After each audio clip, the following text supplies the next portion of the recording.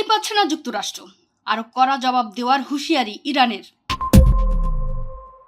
যুক্তরাষ্ট্রকে আরো কড়া ভাষায় হুঁশিয়ারি বার্তা দিয়েছে ইরানের সামরিক বাহিনী। দেশটির বাহিনী বলেছে, যুক্তরাষ্ট্র যদি ইরানের নৌবন্দরে অবরোধ অব্যাহত রাখে তাহলে যুক্তরাষ্ট্র আমাদের শক্তিশালী সশস্ত্র বাহিনীর তীব্র প্রতিক্রিয়ার মুখোমুখি হবে। দেশটির সশস্ত্র বাহিনীর সর্বোচ্চ যৌথ অপারেশনাল কমান্ড খাতাম আল আম্বিয়া কেন্দ্রীয় সদর দপ্তর জোর দিয়ে এক বিবৃতিতে বলেছে, ইরান এই অঞ্চল শত্রুপক্ষের গতিবিধির উপর নজর রাখতে এবং হরমুজ প্রণালীর নিয়ন্ত্রণ বজায় রাখতে প্রস্তুত এবং দৃঢ় প্রতিজ্ঞ।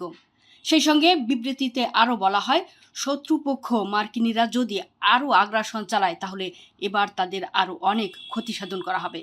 ইরানের পররাষ্ট্রমন্ত্রী আব্বাস আরাঘচি যুক্তরাষ্ট্রের সঙ্গে সরাসরি আলোচনার কথা নাকচ করেছেন, তবে পাক সেনাপ্রধান আসিম মুনিরের মাধ্যমে যুক্তরাষ্ট্রের জন্য নতুন প্রস্তাব পাঠিয়েছেন। প্রসঙ্গত, ইরানের প্রভাবশালী সামরিক ও রাজনৈতিক ব্যক্তিত্ব জেনারেল মুহসিন রেজাই এক কঠোর বক্তব্যে মার্কিন যুক্তরাষ্ট্রকে হুঁশিয়ারি দিয়ে বলেছেন, দেশটি একক ও ঐক্যবদ্ধ অবস্থানে রয়েছে। অপরদিকে যুক্তরাষ্ট্র বিভ্রান্তির মধ্যে রয়েছে এবং তারা একের পর এক কৌশলগত ভুল করছে। জেনারেল রেজাই তার বক্তব্যে বলেন, ইরানের বীর সন্তানদের শক্ত হাত ও আত্মত্যাগী জাতির ঐক্যবদ্ধ কাতারের মাধ্যমে আমেরিকার শক্তির হার গুঁড়ো হওয়ার শব্দ পারস্য উপসাগর ও ওমান সাগর থেকে সারা বিশ্বে পৌঁছে যাবে। তিনি আরও বলেন, ইরান এখন ঐক্যবদ্ধ, সংহতি বজায় রেখেছে এবং নিজের অবস্থানে অটল। অন্যদিকে যুক্তরাষ্ট্রের ভেতর বিভ্রান্তি ও জটিলতা প্রকট আকার ধারণ করেছে, যার ফলে তারা বারবার ভুল কৌশল গ্রহণ করছে। এই মন্তব্য ইরানের সর্বোচ্চ নেতা আয়াতুল্লাহ খামেনির নির্দেশনায় দেশটির অভিন্ন অবস্থানের প্রতিফলন বলে বিশ্লেষকরা মনে করছেন।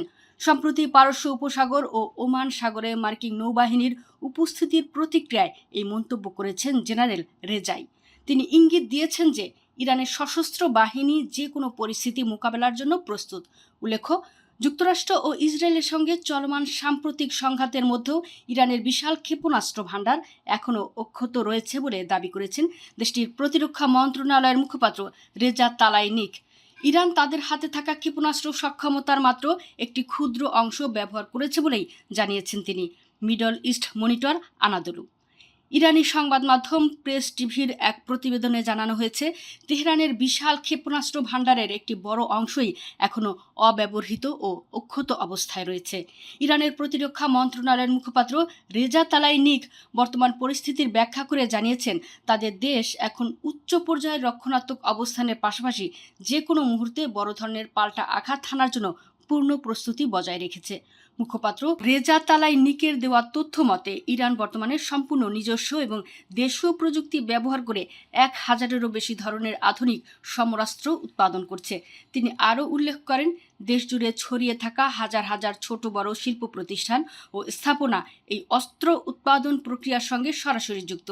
এই কৌশলী অবস্থানের কারণে যদি যুদ্ধের সময় কোনো নির্দিষ্ট স্থাপনা বা কারখানা শত্রুর হামলায় ক্ষতিগ্রস্ত হয়, তবে ইরানের সামগ্রিক অস্ত্র উৎপাদন প্রক্রিয়া বা সক্ষমতা কোনোভাবেই থমকে যাবে না, বরং নিরবিচ্ছিন্নভাবে এই কার্যক্রম চালিয়ে নেওয়ার সক্ষমতা তেহরানের রয়েছে।